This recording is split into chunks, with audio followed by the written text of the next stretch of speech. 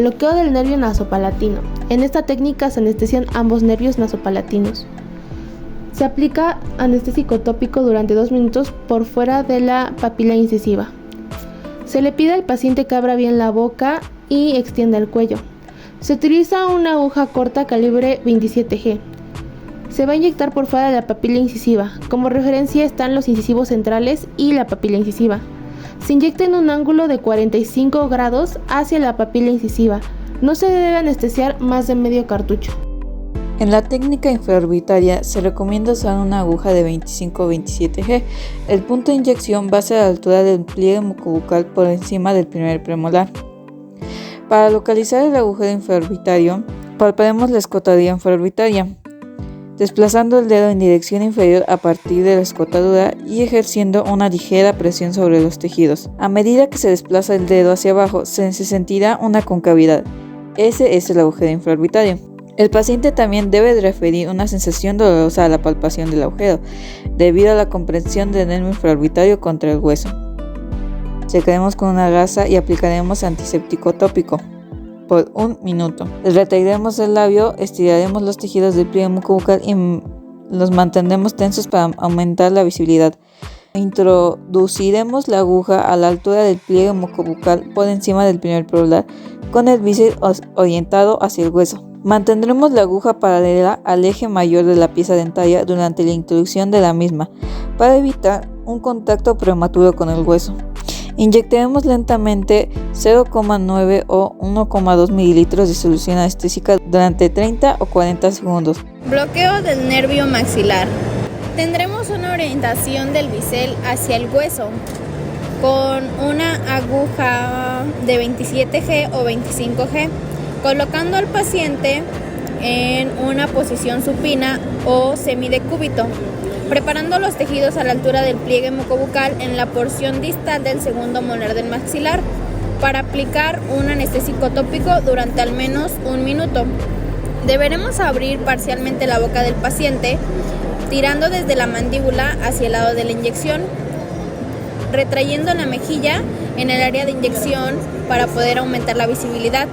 Tensar los tejidos y colocar la aguja a la altura del pliegue mucobucal sobre el segundo molar maxilar para avanzar la aguja lentamente en dirección superior, interna y posterior para introducir la aguja hasta una profundidad de 30 milímetros.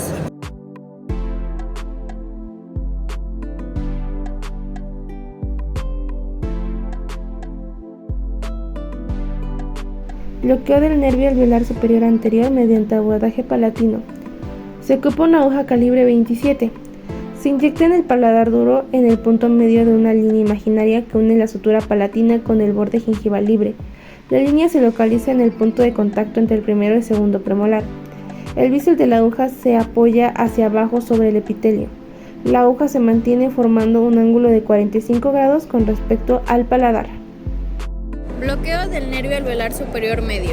Se recomienda utilizar una aguja corta o larga de calibre 27 con el punto de inyección a la altura del pliegue mucobucal por encima del segundo premolar del maxilar.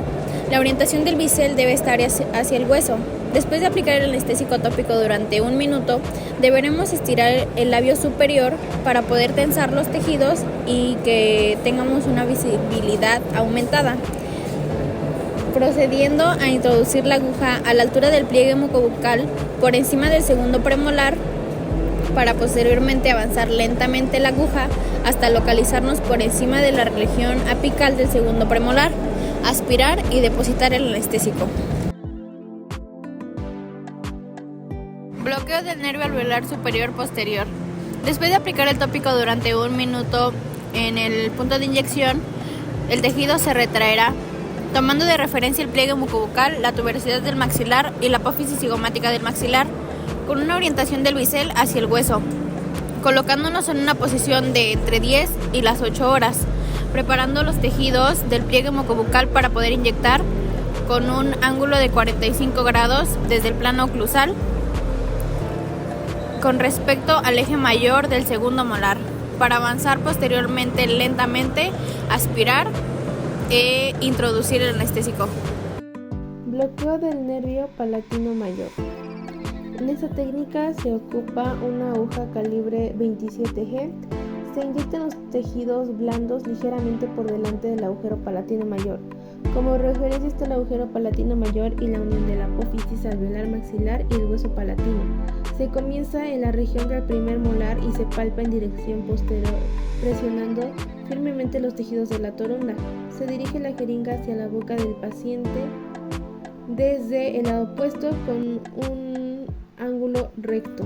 Con el bíceps presionado sobre el tejido se presiona la aguja hasta que se doble un poco.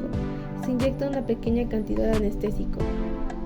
Se endereza la aguja y se permite que el bíceps se introduzca en la mucosa. El área se pone isquémica y se va a extender. La aguja avanza hasta contactar con el hueso palatino. Inyección supraperióstica. El área de actuación va a ser en la región apical de la pieza que se desea anestesiar. Los puntos de referencia es pliegue mucobucal, corona dentaria y raíz dentaria. La técnica: después de preparar el tejido con un antiséptico tópico durante 1 minuto, orientaremos la aguja con el bíceps hacia el hueso. Elevaremos el labio manteniendo los tejidos tensos, situando la jeringa paralela al eje mayor de la pieza. Introduciremos la aguja a la altura del pliegue mucobucal sobre la raíz de la pieza que se requiere anestesiar. Avanzaremos la aguja hasta que el bíceps se encuentre en la región apical del diente o por encima de ella.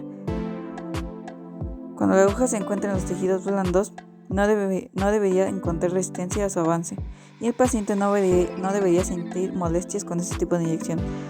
En la infiltración local del paladar, el punto de inyección va a ser en la encía herida a 5 o 10 milímetros del borde gingival libre. Tras 2 minutos de aplicación del anestésico tópico, colocaremos el bíceps de la aguja sobre los tejidos blandos isquémicos del punto de inyección y presionaremos la aguja hasta que consigamos doblarla un poco. La solución anestésica encontrará una resistencia al atravesar la mucosa y se formará un abón. Enderezaremos la aguja y permitiremos que el bíceps se introduzca en la mucosa, continuando inyectando pequeñas cantidades de anestésico, manteniendo la presión con la toronda de algodón durante la inyección de la solución anestésica. Es suficiente con 0,2 o 0,3 mililitros de solución anestésica.